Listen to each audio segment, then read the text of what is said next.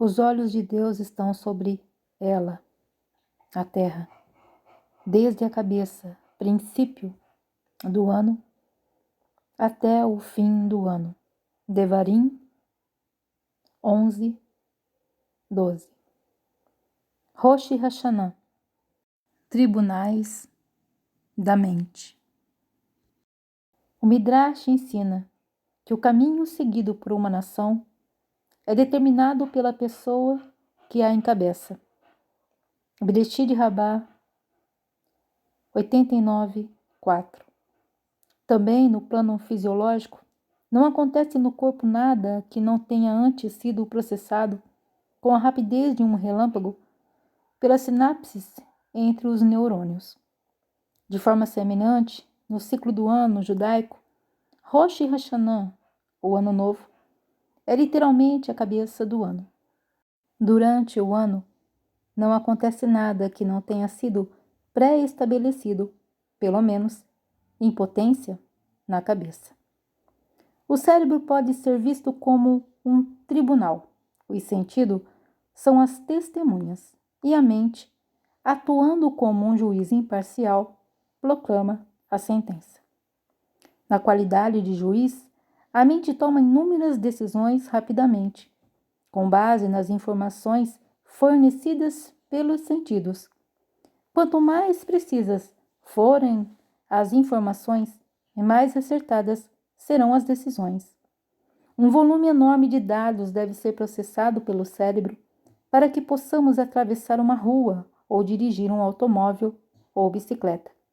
Quando uma pessoa aprende a gular, ela tem uma percepção mais clara disso e costuma perguntar: como posso concentrar-me ao mesmo tempo em olhar para frente, para os lados, para trás e mover minhas mãos e meus pés, principalmente quando tenho de engrenar a marcha para subir uma ladeira íngreme?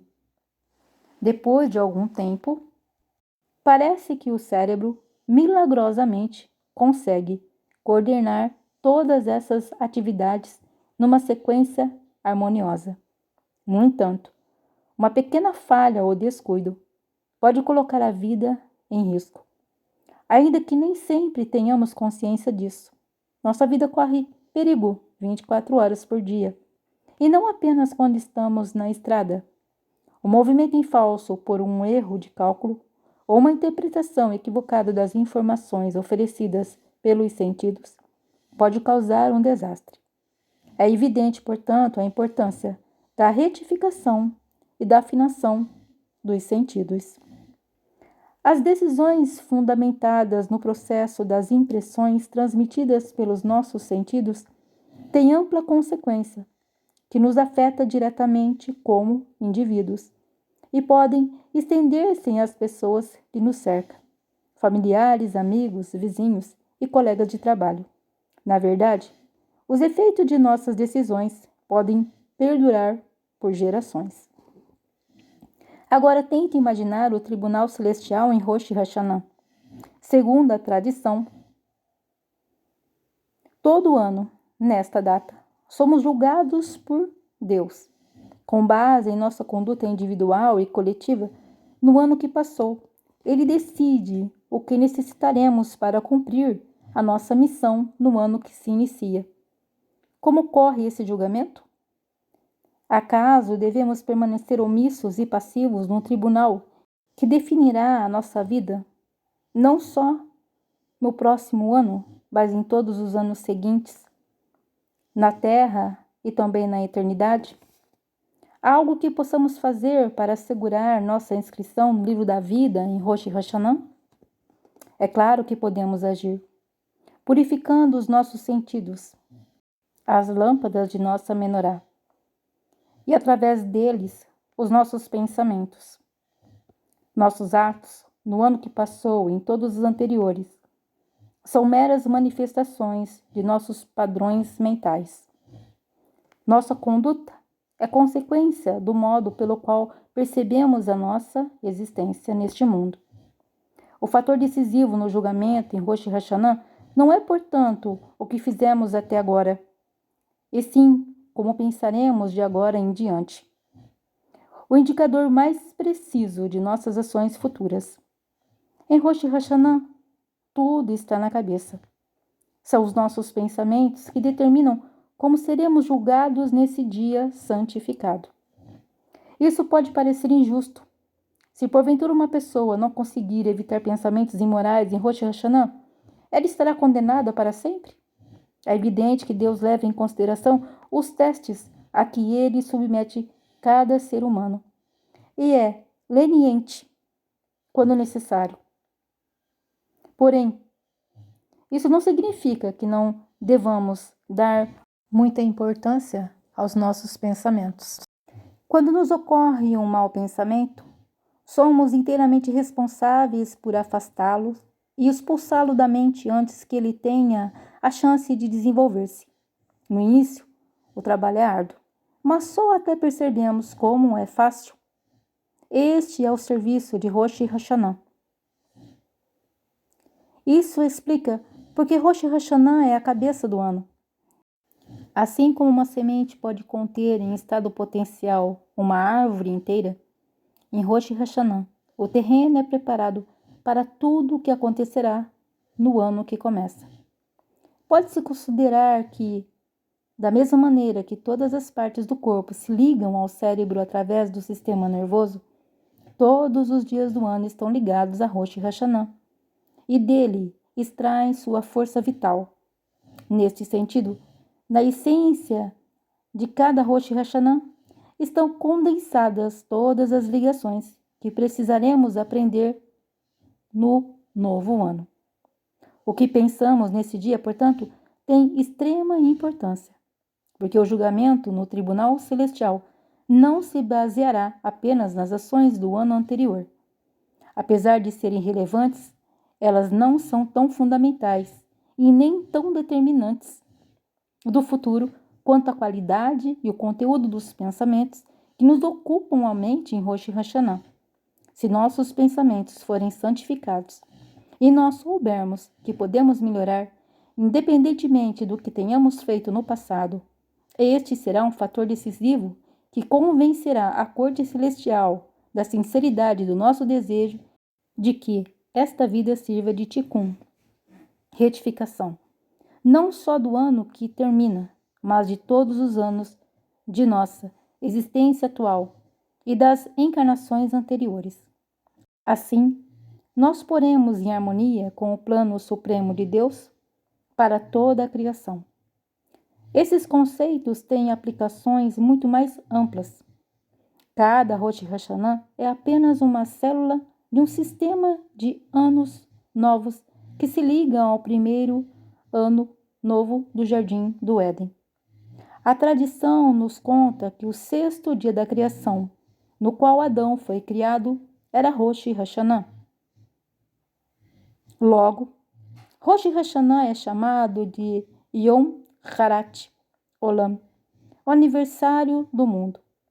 Não em referência ao mundo que fora criado 5 dias antes, mas a criação de Adão, o microcosmo para quem todas as criaturas foram formadas.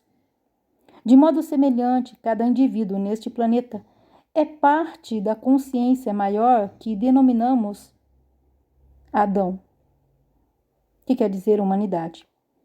Em Rosh Hashanah, cada criatura da Terra é julgada.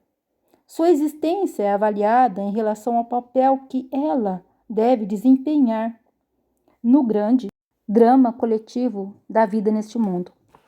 O veredito proferido consiste simplesmente naquilo que é necessário para se restabeleça a harmonia entre a criatura e o seu propósito original.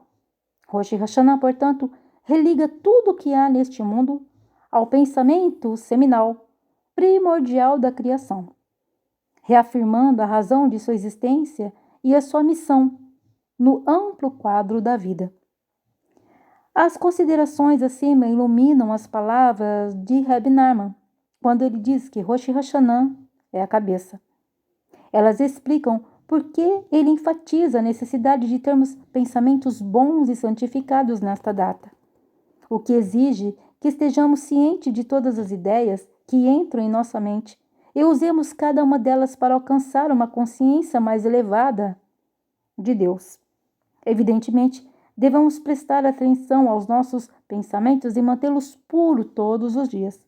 Porém, em Rosh Hashanah, cabeça do ano, o poder do pensamento é centuplicado. Por esse motivo, o Reb Nachman observa também que é muito importante visitar os grandes tzadikim nessa ocasião, os justos. Os tzadikim são o Rosh, a cabeça, os verdadeiros líderes de Israel. Assim, em Rosh Hashanah, podemos retificar e refinar os nossos sentidos por meio da união de 3 cabeças. Rosh Hashanah, a cabeça do ano. O tzadikim, o Rosh, e líder de Israel. O Rosh do indivíduo, a mente e os pensamentos da própria pessoa. Quando essas cabeças são reunidas e juntas formam uma só cabeça, ocorrem grandes retificações e uma dimensão inteiramente nova da vida se abre para nós, onde antes víamos apenas uma repetição infinita do passado. Uma breve explicação sobre a menorá. A menorá de 7 lâmpadas. Quando tu, Arão, acenderes a menorá, suas 7 lâmpadas deverão brilhar em direção ao centro, literalmente face da menorá. Números 8, 2. O Zohar compara a cabeça do ser humano à menorá, candelabro, do santuário. A menorá tinha 7 lâmpadas nas quais se colocava óleo. O óleo que era usado na menorá corresponde aos morim, faculdades intelectuais, enquanto as 7 lâmpadas representam os 7 orifícios da cabeça, os 2 olhos, 2 orelhas, 2 narinas e a boca. Reb Nachman ensinou que as 7 lâmpadas, orifícios da cabeça, só podem irradiar luz divina se forem santificadas. Esta santificação pode ser obtida se as diretrizes forem seguidas. E são as seguintes. Os olhos. Evite olhar para o mal e para a tentação. Fique atento para ver o bem em tudo. As orelhas. Escute os sábios e evite ouvir difamação e maledicência. Tenha fé nos tzadikim, nos justos, e afaste pensamentos heréticos. O nariz. Esforce-se para adquirir temor ao céu. Como ele respirará com o temor a Deus. Isaías 11:3. Supere a respiração superficial dos desejos materiais. A boca. Diga a verdade e mantenha-se afastado da falsidade. Use as palavras para edificar e não para ferir ou debilitar os outros.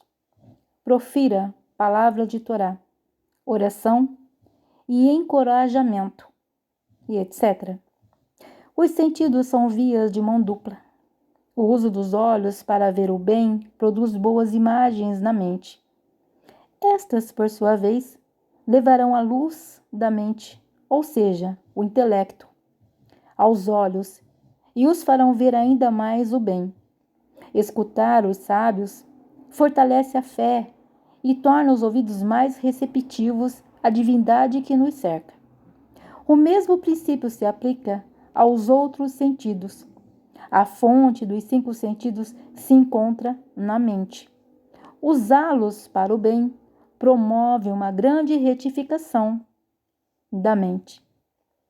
Lituque Moharan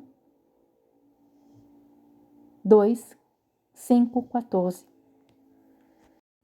Os olhos de Deus estão sobre ela, a terra, desde a cabeça, princípio do ano, até o fim do ano.